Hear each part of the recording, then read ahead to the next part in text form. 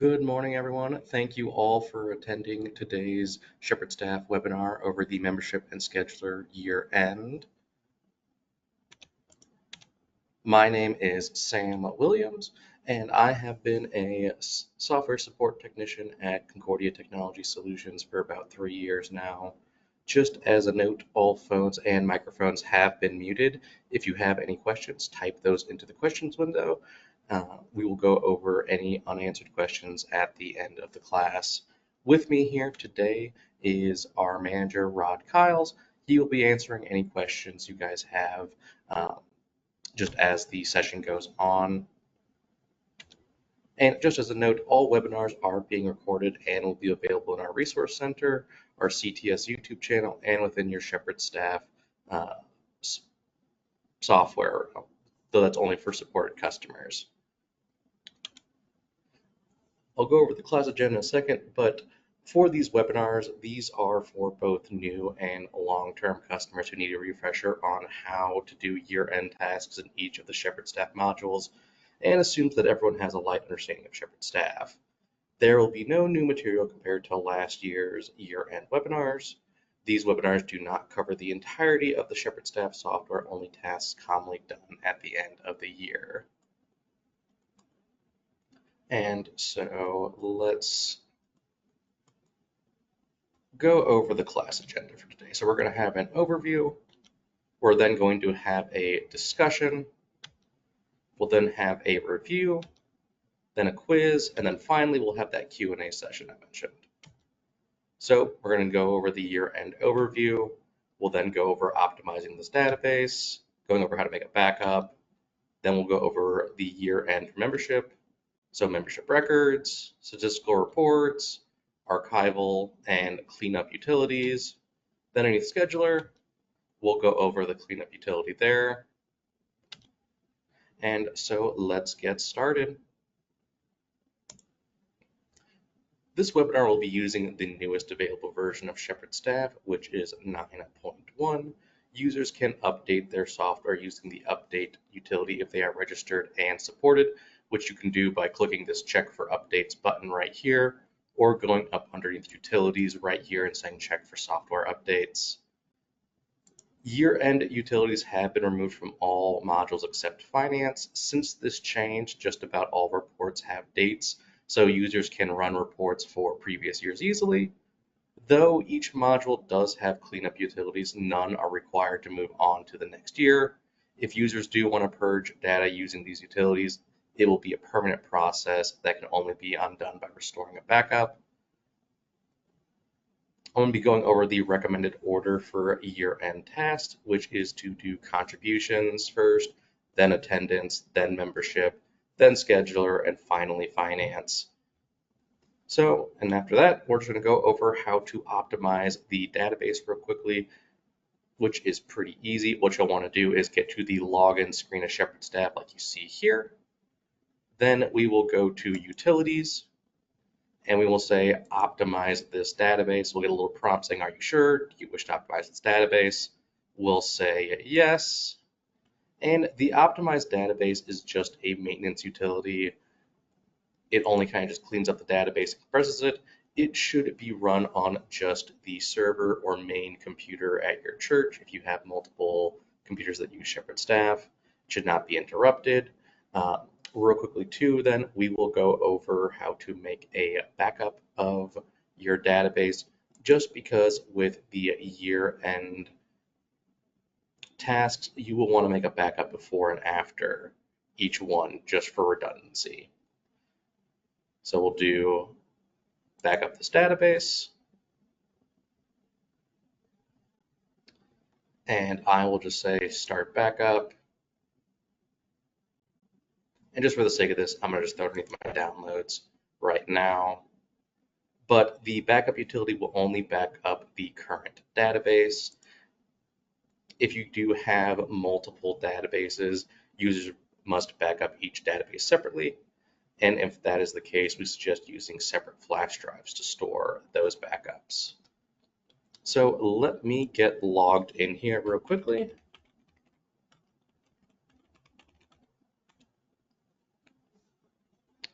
And to start off with, we are going to go over membership. And what you'll want to do for just in the year end is enter or verify any changes in your congregations from the ending year.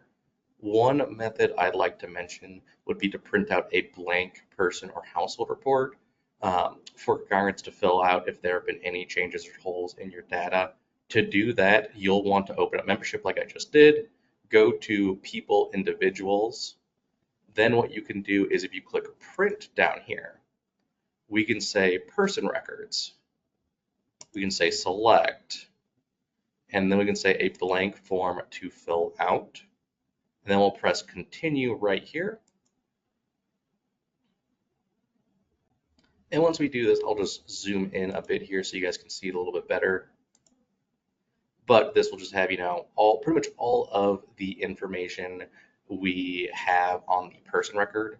So this allows, an individual just to fill out all of this information for themselves. Then to get the household version of this, what you'll want to do is go to Households, click Print down here at the bottom again, like I'm hovering my mouse around, and then say Family Record, and then also just choose a blank form for people to fill out. And it'll just kind of give you a basic understanding of their household. With what we're mentioning, updating membership data will help your end of the year reporting to be more accurate. And we're going to go over some of the items you'll want to update. So to start off with, you're going to want to enter in any births that have happened in your church. And to do that, what you'll want to do is go to Individuals, then click the Add button down here. And what we'll do is we're going to use an existing household because it is a birth of someone in the congregation. So we'll say Hall Henry. And the child's name is going to be Samuel. And then we're going to press Save. And this will actually just open up his record. So we'll go to Personal Information here to now just enter his birth date, which is going to be just 9/30/2024. And it should have been already marked when we were adding the household, but you'll just want to make sure the household position here is set as child. And what we will also do real quickly is we're going to go underneath church, and we're going to mark him as being baptized, and then list that he was baptized on the 14th of November. And now let me just press Save here. And there we go. He's now been added as a child to this household. And let me actually do this. I will do membership, and I'm just going to mark that he was received as a member as of 11/14/2024.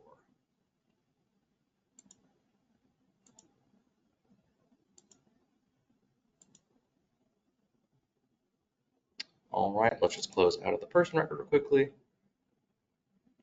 Then, so that's kind of covers all of births.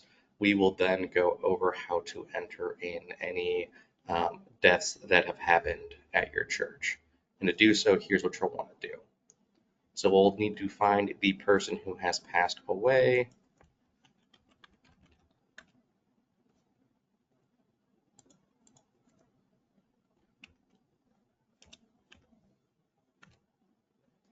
And we're going to just edit then her record. So as part of the process, here's what you're going to want to do for anyone who has passed away. You will want to change their household position to deceased, then list their death date,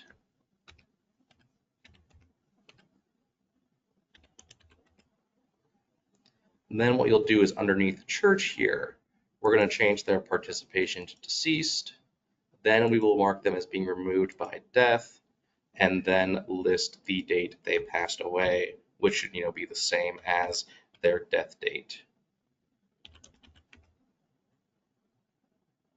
Just as a note with this, you do not want to change a member who has passed away from being a member to a non-member, as that will make your annual reports inaccurate.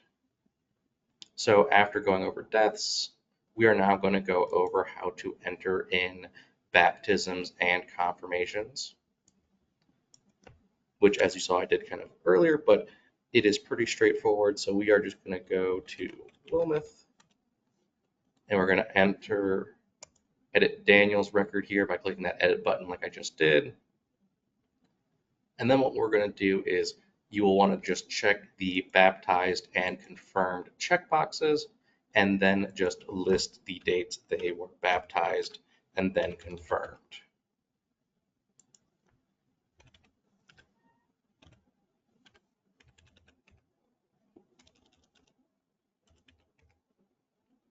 And then you just press save. And there we go. Now he is marked as being baptized and confirmed, along with having those dates listed for himself. I'm going to close out of this person record. After that, we are going to cover how to enter and deal with marriages in the church.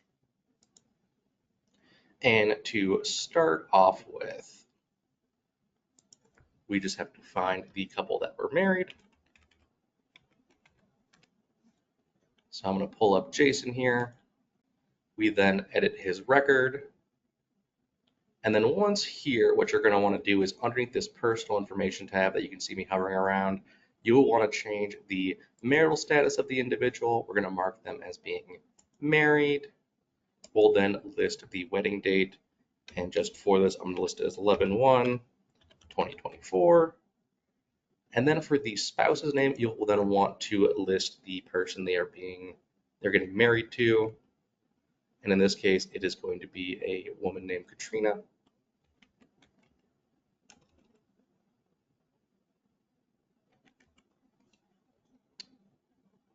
And now let me press save. And what we'll do real quickly is, as part of this process for the individuals being married, you will want to move one of them into the other person's household.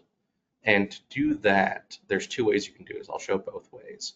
But since we're here on the person record, do you see how we have these three icons up here at the top?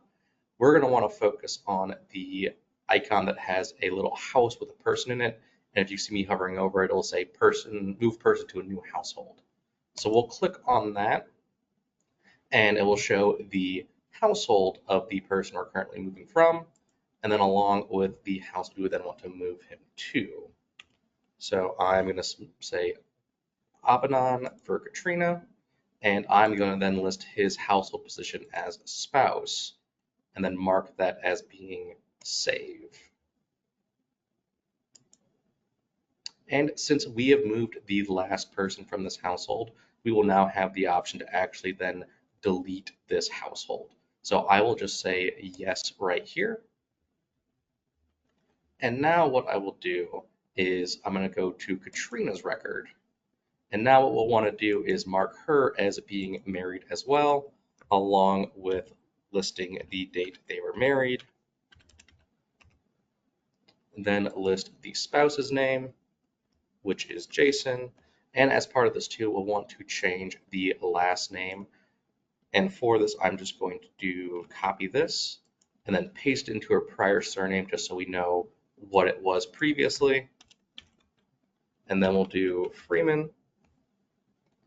We will now press save. As part of this procedure too, what you'll want to do is underneath the household they are now part of, you will want to update any information here. So we'll change this to Freeman, and then change the household type to married couple. Press save. And as part of this too, we're going to go to mailing information, and then just change the label name styles on here. So we'll just say Katrina and Jason, and then we'll just say this is Mr. and Mrs. Freeman here. And then we can say Katrina and Jason Freeman. Now if we press save, this will just then update the label name styles for this household. So I'll close out of here. Then unfortunately we do have some cases where there has been a divorce in the church. And we're going to, oh, actually, let me go back a second because I did mention I would show you guys the other way on how to move someone to another household. We won't actually go through with this, but on just the people individuals screen right here, there is this move button down here that looks similar to what it did on the prior screen. And it pretty much does exactly like what we just showed a second ago. But that is just the other way to move someone to a different household if you're not already editing a person record. And so now let us go over divorces.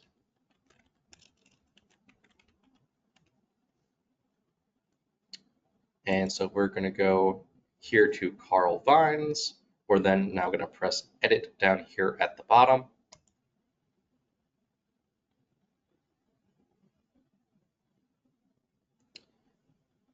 And as part of this, it's going to be similar to when individuals are married, but we are now going to change the marital status to divorced, along with then listing the divorce date.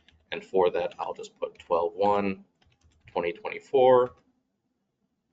We will then press save.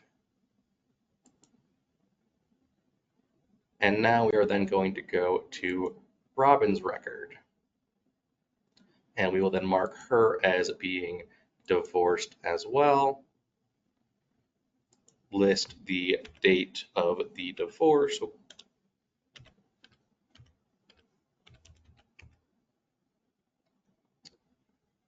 And then what we're going to do is we're actually going to get rid of the prior surname and then change her last name back to Burrs in the case that she decided to go back to her maiden name. And now we will press save. And as part of this procedure,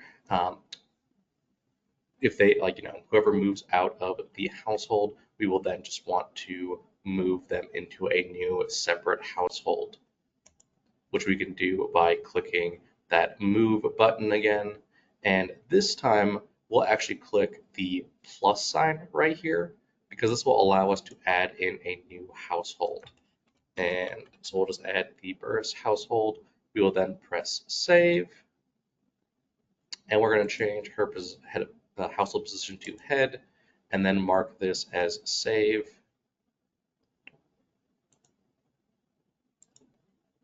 My apologies. It forgot about one little fact here. Also with divorces, what you'll want to do is if they do have an envelope record, we will click edit right here.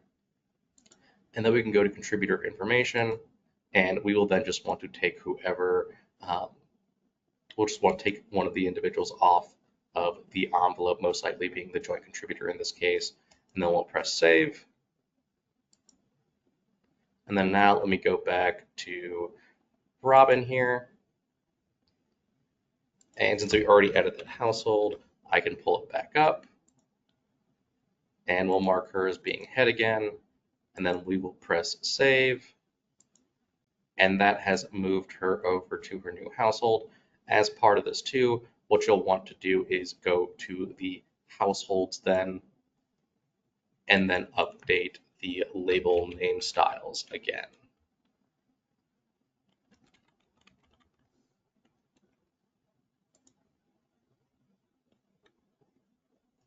And we're going to scroll back down here to go to the vines.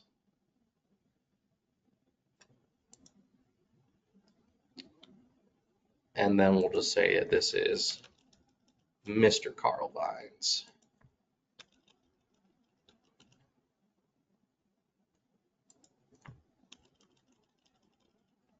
And then we will press save. And that covers how to enter divorces into Shepherd staff. So we're going to click X to close out of there now. Then what we're going to be covering after this is just any membership changes that have happened at the church. So, maybe a visitor who has now finally become a member.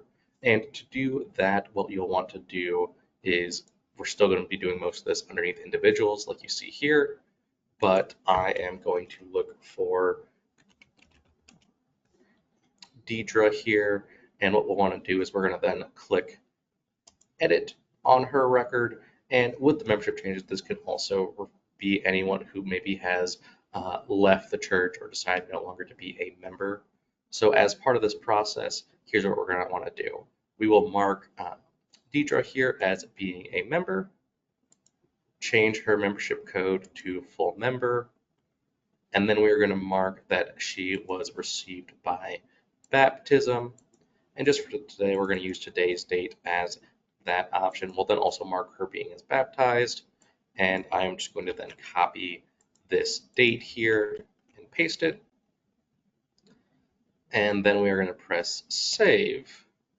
And now you'll see previously she was blue because she was a non-member, but now that she is a current member, she will show up as green right here. And you also see on this left-hand side here, the little person icon is green as well. So now to close out of here, we're going to cover over how to deal with anyone, people who have left the church.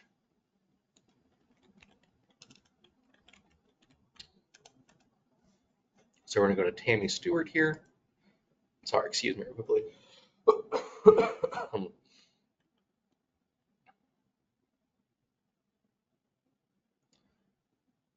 And then for Tammy, we are going to set her participation to inactive and mark that she was removed from the church for inactivity. And for today's date, we will then press save here. And then you'll see up at the top, since she was marked as inactive, her name is changed to yellow, but since she was also marked as removed, there is now a line through her name to signify that she's been removed. We will close out of here. We have one more person that we need to remove.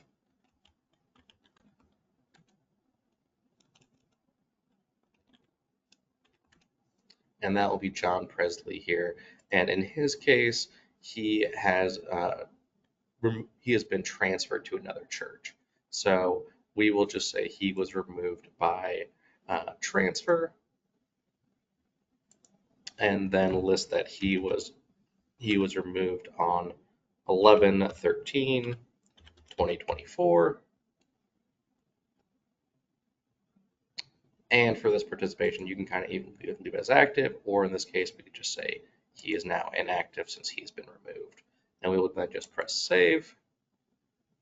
And now he has also been removed from the system. As I kind of mentioned before with like the deceased, for anyone who has left the church, you do not want to change their status from member to non-member, as that will then cause your annual reports to be inaccurate. And that pretty much covers all of the membership changes. What we're then going to cover over is we're going to go underneath the ministry tab right here. And we're going to show off the inactivity report, which this finds those who are not participating, attending, and or contributing. So what we can do is we are going to set this to current members with no attendance or contributions in the last 1 year.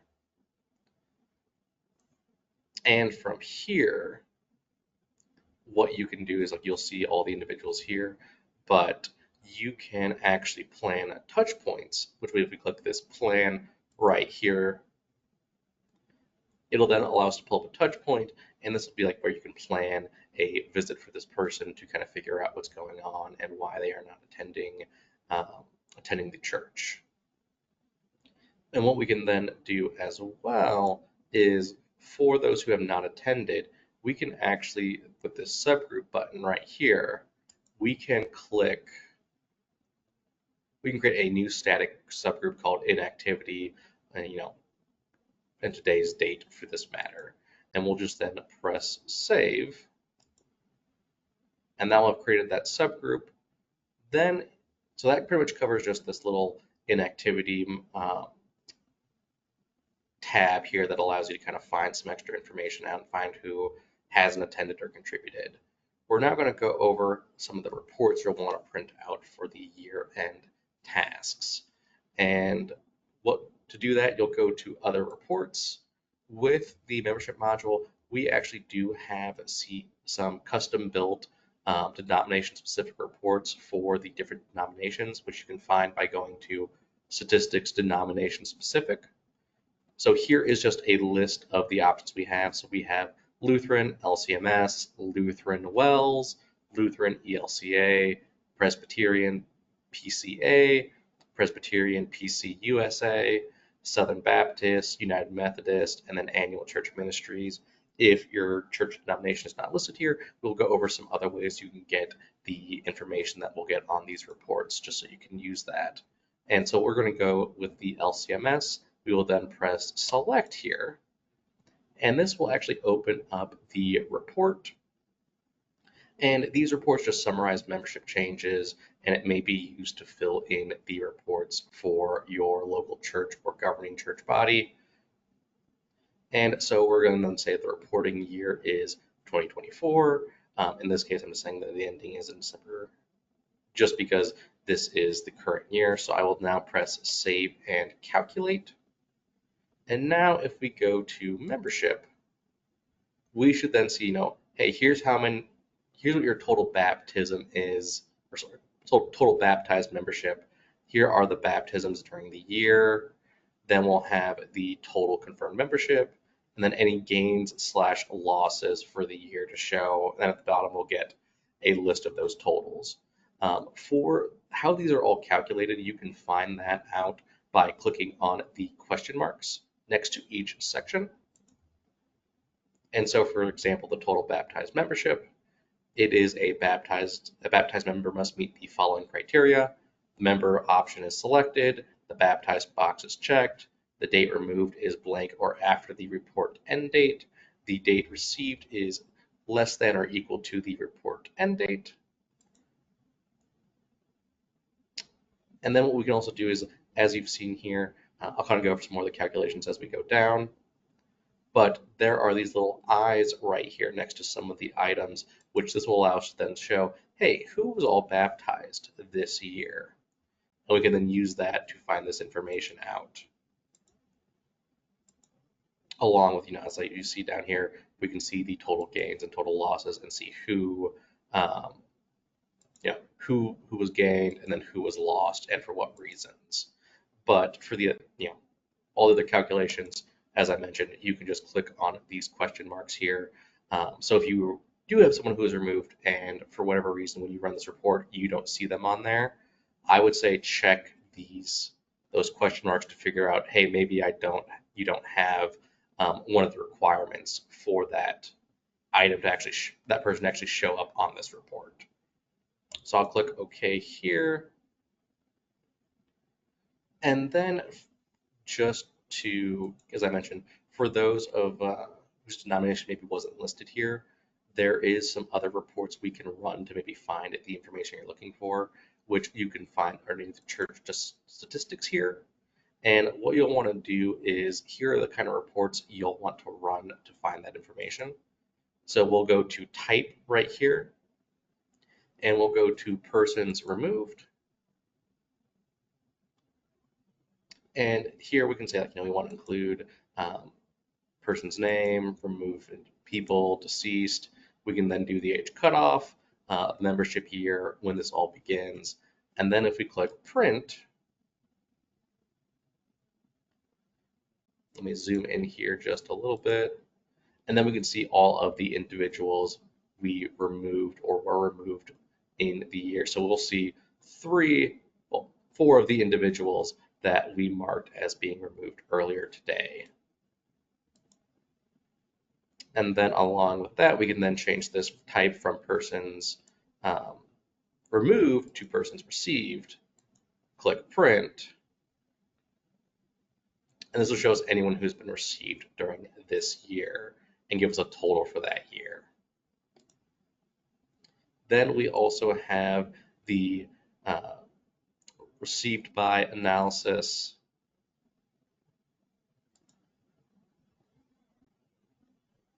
And this kind of will just show you, hey, for like, how are individuals received into the church and what are the total, total individuals that were received for that specific reason. And then it also breaks it down to male, female, adults, children, and then if there was no age listed for an individual.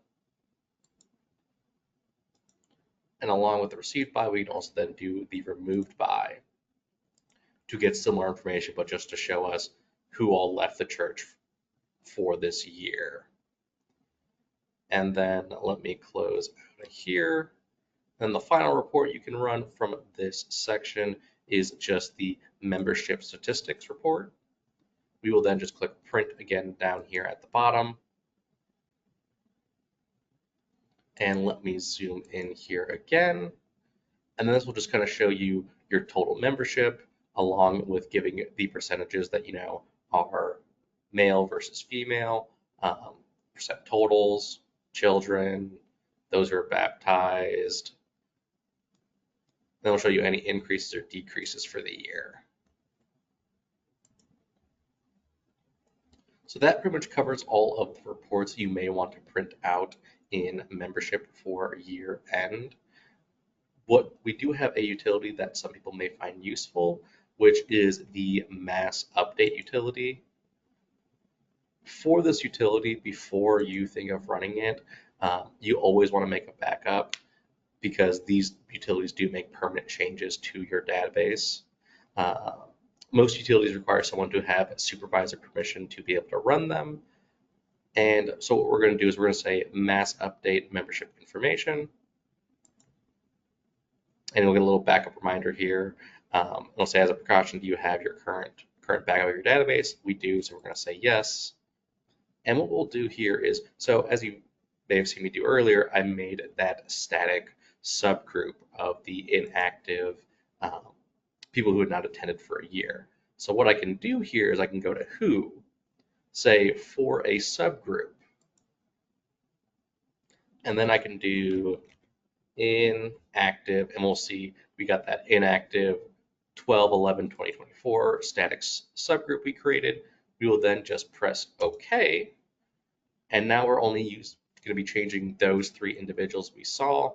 And what we can then do here is if we scroll down, we can actually go to church participation right here and then change them from being active to inactive.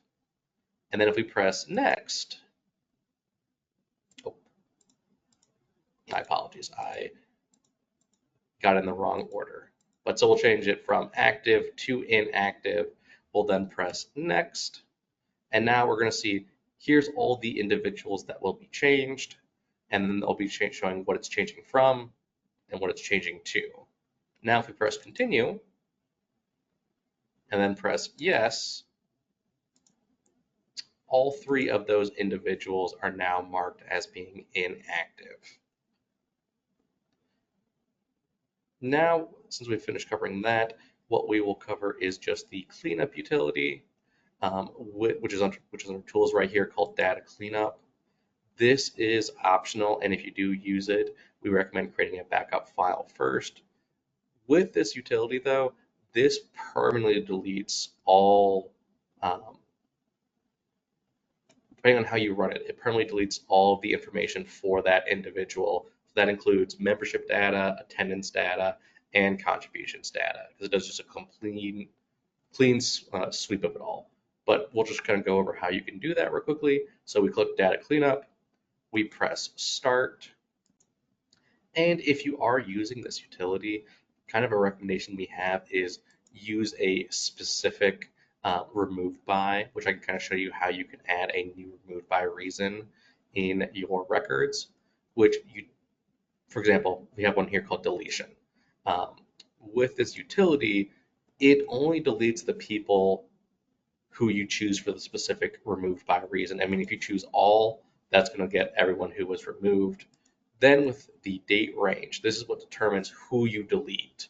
So for example, we did today's date, we would only we wouldn't really move a whole lot of people, but we did for a year. Anyone who is removed in that full year, it will permanently delete their record from the database. And so I'm just going to click cancel here. And as I mentioned, I will show you how you can actually add a new removed by reason into the system. Just because I was mentioning, it's easier if you do a specific removed by reason that's unique and different from all of your other ones. So you just remove those individuals you want to delete and not possibly any other records that may also have the same removed by reason if you chose one of the defaults like death, excommunication, inactivity, moved, no transfer, other, or transfer. But to add a new removed by reason, here's what you can do. So if we click into this removed by box right here, we can then click, you'll see a little icon pop up right here to the left. If we click on this, this will show all of the removed items in the list. And then we can create a new one called deletion, and we can then press add. And if I click cancel, now that deletion is a choice we can choose from here. So let me close out of this just because I wanted to go over that utility real quickly.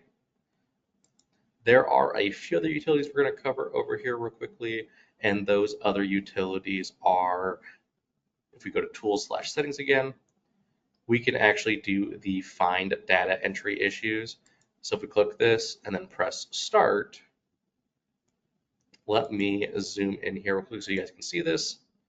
So this will say bad email address.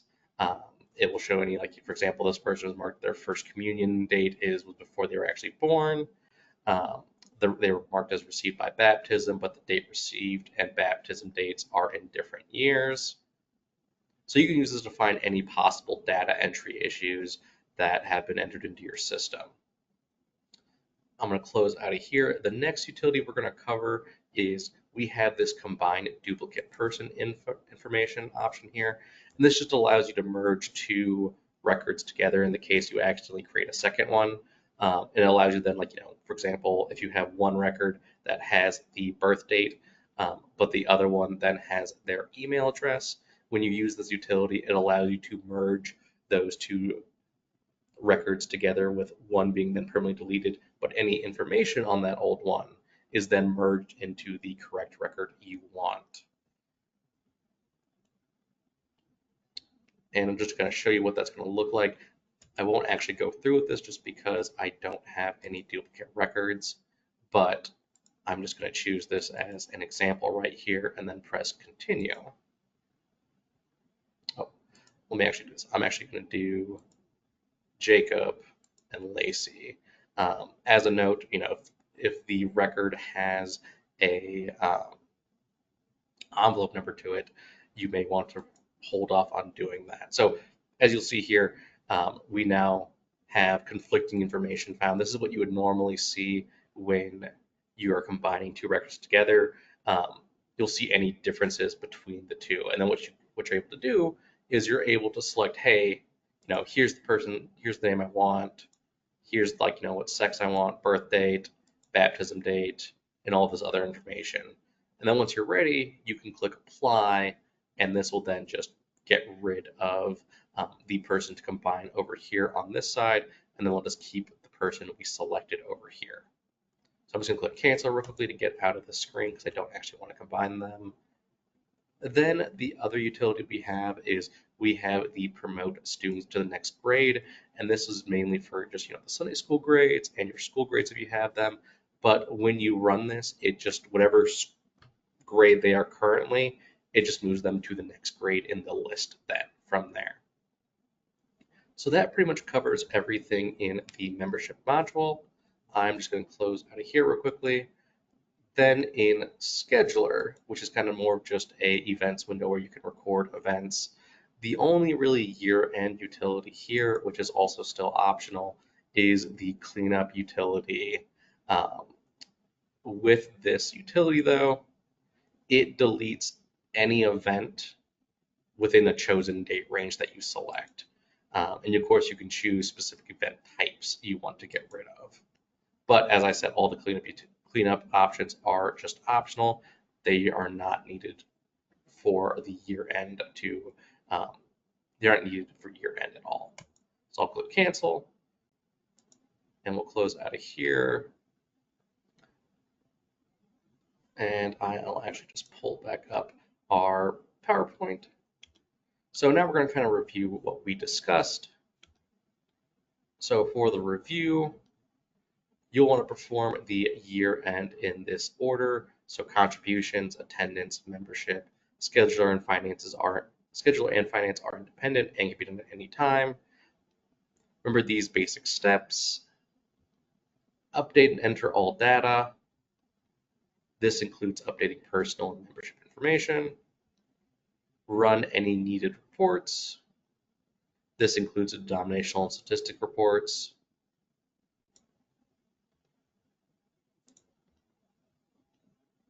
And the year-end workflow. So make a new backup before completing each module's year-end task. This will give you a fallback point to go to if something is incorrect after running the year-end. Complete the year-end tasks for the specific module, then check your data afterward to verify any changes.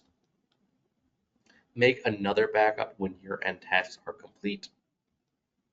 Now we're going to have a quick quiz, and let me get that started.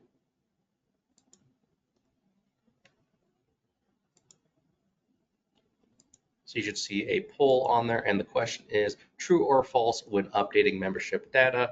You should update and confirm received by, removed by, baptism, and confirmation information.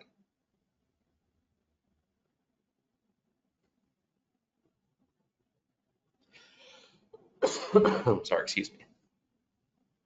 Okay, it looks like most of you have voted. I will end the poll. And the answer is true. Updating membership data will help make your end of the year reporting more accurate. Make sure to update all of the following: birthdays, deaths, baptisms, confirmations, marriages, divorces, received by and removed by. And so the next question is true or false when a member transfers to a new church, I should mark them as a non-member inside of Shepherd staff. And let me set the poll up real quickly for you guys. And there we go. Poll's active.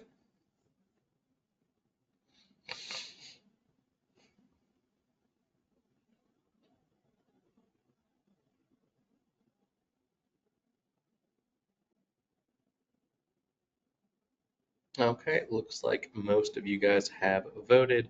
I am going to end the poll. And the answer is false. The person should be labeled as a removed member. You will want to edit their person record and give them a removed by reason and a removed by date. Make sure to leave their membership status alone until you have generated all of your year-end reports. Failing to do so will cause your reports to be inaccurate. And then we're going to have the next question is true or false, the cleanup utilities can be used to delete people from the membership module. And I've launched the poll, so let's see what your guys' answers are.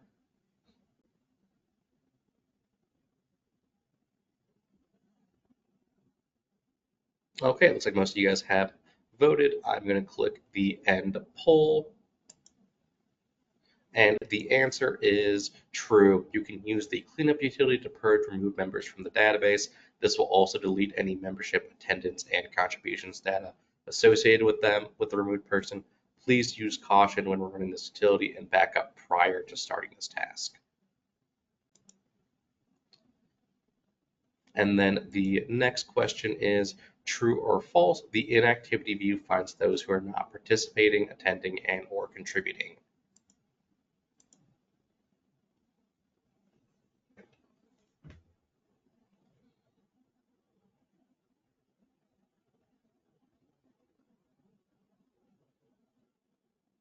Okay, looks like most of you guys have voted. And the answer is true. You may want to use this view to find those people who are no longer active in your church. This report will also help you find those who are no longer attending or contributing. You can also find those who are not participating in any activities. And that is the little end of our quiz. Do you guys have any questions you want to ask me while I'm here?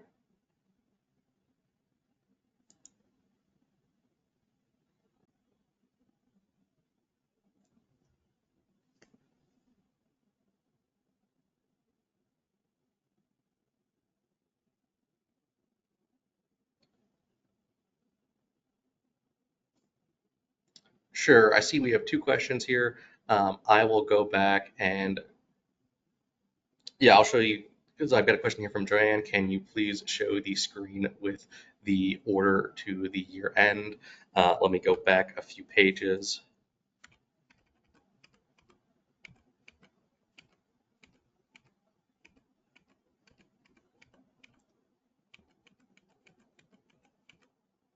Oh, I went too far. Sorry about that. There we go. I also see that Dottie Schubert has a questions, and her question was, wouldn't it have been easier to move the wife?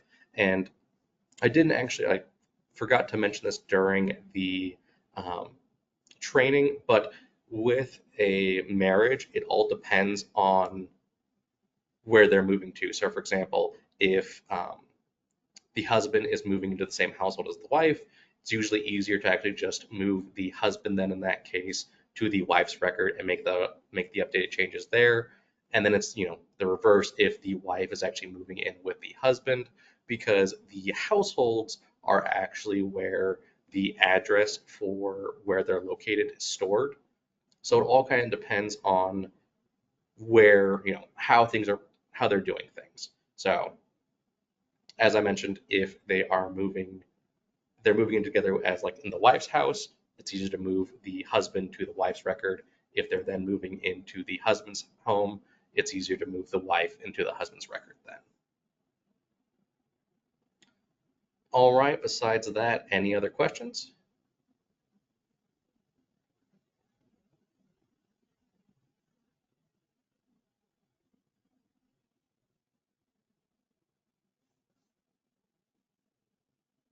All right, I'll just give this a few more minutes just to see if anyone else has any questions that they're maybe currently typing.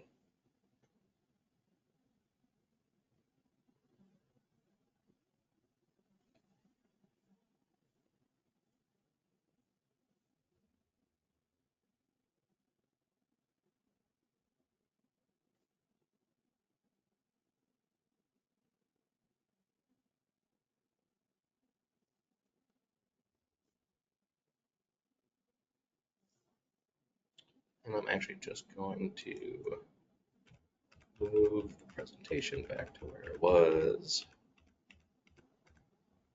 because I'm not seeing any new questions pop in. So I just want to thank you all for attending today's Shepherd Staff webinar. We hope you enjoyed today's session. If you have any further questions, just contact us. We'll be happy to help. Have a good day now, all of you. Bye-bye now.